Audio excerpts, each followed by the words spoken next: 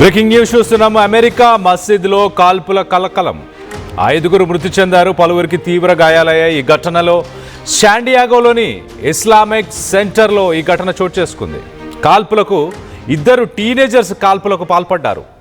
మసీదుకు కొంత దూరంలోనే తాము గన్తో కాల్చుకొని మరి తమ ప్రాణాలను తీసేసుకున్నారు ఆ టీనేజర్స్. ఈ Islamic centre for San Diego, exactly మనం రైట్ సైడ్ బాక్స్లో చూస్తున్న విజువల్ కనిపిస్తుంది ఇస్లామిక్ సెంటర్ ఫర్ శాండియాగో. దీని నుంచి కొంత దూరంలోనే ఒక స్కూల్లో ఈ 2 టీనేజర్స్ చదువుకుంటున్నారు. ఈ 2 టీనేజర్స్ ఘటనా స్థలానికి పోలీసులు ఒక స్పెషల్ ఆపరేషన్లో అక్కడికి చేరుకున్న తర్వాత అక్కడి నుంచి వీరిద్దరూ పారిపోవడం జరిగింది. మసీదులోని వారందరినీ కూడా పోలీసులు హుటాహుటిన బయటకు తరలించారు. అనంతరం పోలీసులకు దుండగులకు మధ్య ఎదురు కాల్పులు కూడా జరిగినట్టు తెలుస్తుంది. మొత్తం మీద ఇస్లామిక్ సెంటర్ ఒక 2 కిలోమీటర్ల దూరంలోనే మాడిసన్ హై స్కూల్ అనే ఒక హై స్కూల్ ఉంది. ఆ స్కూల్లోనే ఈ టీనేజర్ ఒక అబ్బాయి దాంట్లోనే చదువుతున్నట్టు తెలుస్తుంది.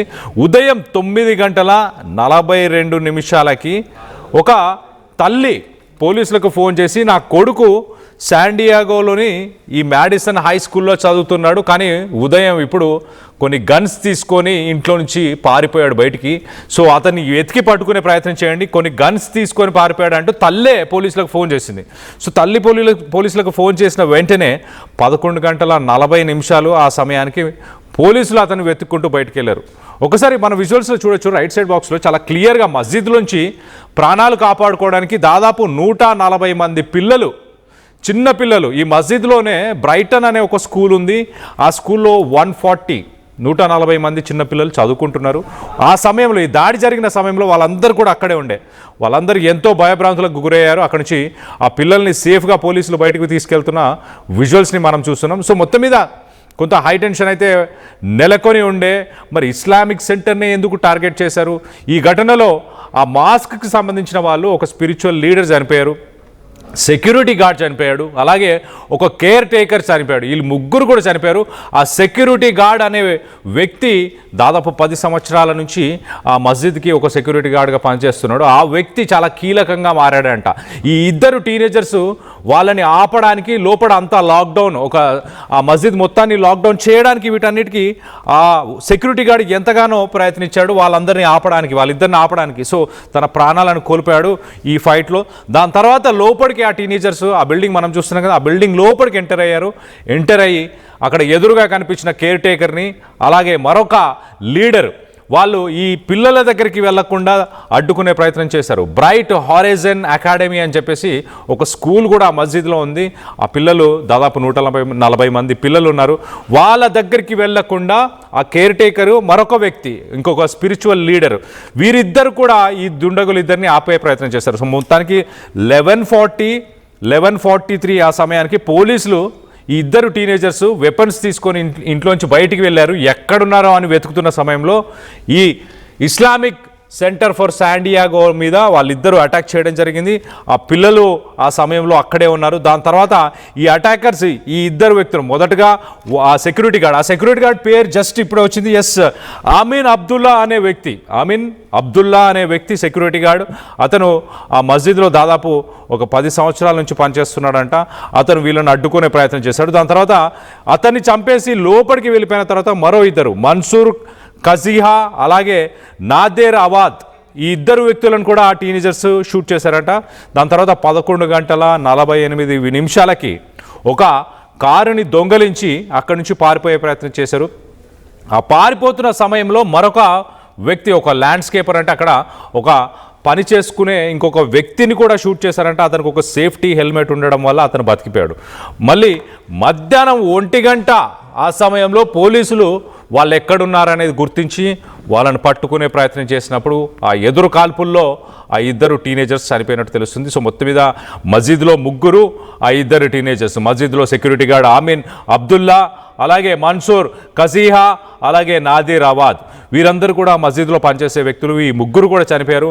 మొత్తానికైతే 17 సంవత్సరాల ఒక టీనేజర్, అతని పేరు కేన్ క్లార్క్, అలాగే 18 సంవత్సరాల మరొక టీనేజర్, అతని పేరు క్యాలెబ్ వాస్కెస్. సో క్లేన్ క్లార్క్, క్యాలెబ్ వాస్కెస్, వీరిద్దరు కూడా ఆన్లైన్లో ఇద్దరికి పరిచయం జరిగిందంట, ఇద్దరు ఒకటే ఏరియాలో ఉంటున్నామని గుర్తించారు. దాని తర్వాత ఇద్దరు కొంత ఈ అన్యమతస్థులకి వ్యతిరేకంగా అంటే ముస్లిమ్స్కి వ్యతిరేకంగా కొన్ని నినాదాలు, కొన్ని పుస్తకాలు, కొన్ని వీడియోస్ కూడా వాళ్ళ ఇళ్లలో దొరికాయంట. మొత్తానికైతే వాళ్ళు కావాలనే ఒక ప్లాన్ ప్రకారం, ఒక పథకం ప్రకారం, ఒక వైట్ సుప్రీమిస్ట్ గతంలో మనం చూస్తే వేరే న్యూజిలాండ్లో కూడా ఇలా ఒక చర్చ్ని అటాక్ చేశారు. అప్పుడు అటాక్ చేసి దాదాపు 51 మంది క్రిస్టియన్స్ని చంపేసిన దానికి రివెంజ్గా వీళ్ళు ఈ మసీద్ని అటాక్ చేద్దామని ఇద్దరు ప్లాన్ చేశారు. ప్లాన్ చేసి మొత్తానికైతే ఒక 30 వెపన్స్ని, దాదాపు ఒక 30 వెపన్స్ని తీసుకొని అక్కడికి వెళ్ళడం జరిగిందంట. మొత్తానికైతే ఆ తల్లి ఎవరైతే ఉందో ఆ తల్లి తమ కొడుకు కొన్ని వెపన్స్ని తీసుకొని ఇంట్లోంచి బయటికి వెళ్ళాడు, ఏం విధ్వంసం సృష్టించబోతున్నాడో మాకు అర్థం అవ్వట్లేదు, దయచేసి మా కొడుకుని పట్టుకోవాలి అంటూ ఆ తల్లి వేడుకుంది.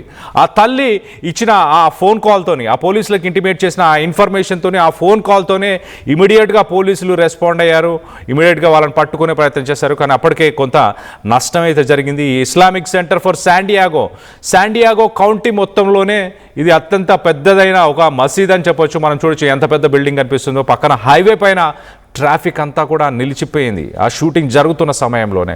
ఒక్కసారి ఆ స్కూల్లో ఉన్న పిల్లలు 140 మంది పిల్లలు కూడా భయభ్రాంతులకు గురైపోయారు. మొత్తం మీద ఒక అవాంఛనీయ ఘటనని అయితే అడ్డుకునే ప్రయత్నం అక్కడ ఆ మస్జిద్లో పనిచేసే 3 వ్యక్తులు అడ్డుకునే ప్రయత్నం చేశారు. దానికి సంబంధించిన విజువల్స్ని మనం చూస్తున్నాము. అక్కడ ఎలాంటి పరిస్థితులు నెలకొని ఉండే ఒకసారి ఎలాంటి పరిస్థితులు నెలకొని ఉండే అవి కూడా ఒక్కసారి చూసే ప్రయత్నం చేద్దాం.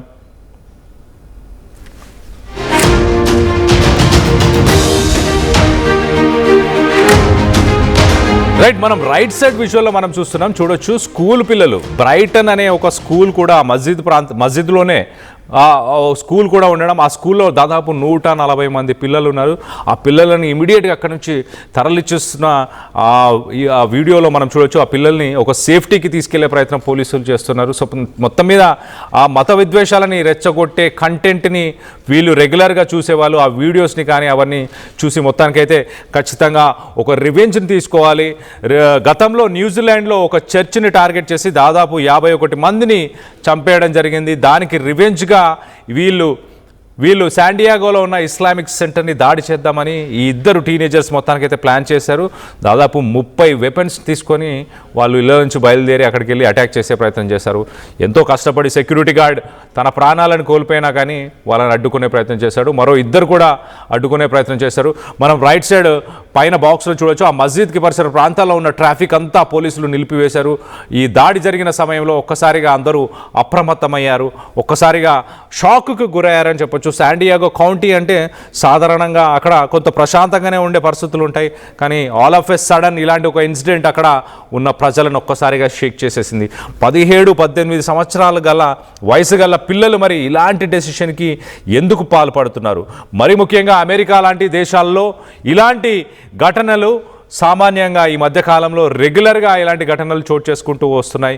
దీనికి సంబంధించి మీరేమనుకుంటున్నారు? మీ అభిప్రాయాలను కింద కామెంట్ రూపంలో తెలియపరచండి. వాళ్ళని కావాలనే ప్రేరేపించారా, లేక వాళ్ళు కొంత మానసికంగా కొంత ఒత్తిడిలో ఉన్నారు కాబట్టి ఇలాంటి ఒక ఘటనకు పాల్పడ్డారని మీరు భావిస్తున్నారా? దీనిపై మీ అభిప్రాయాలు ఏంటనేది కింద కామెంట్ రూపంలో తెలియపరచండి.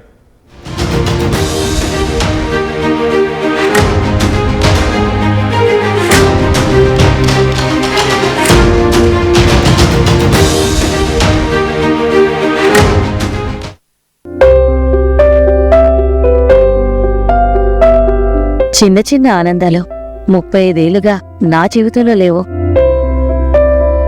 35 ఏళ్లుగా నేను డైపర్లలో బ్రతికాను. 6 సెంటీమీటర్ల ఫిస్టులా నా మూత్రాశయంలో లీక్ కారణమైంది. ఎవరూ నాకు సహాయం చేయలేకపోయారు. AINUలో వైద్యులను కలిసే వరకు.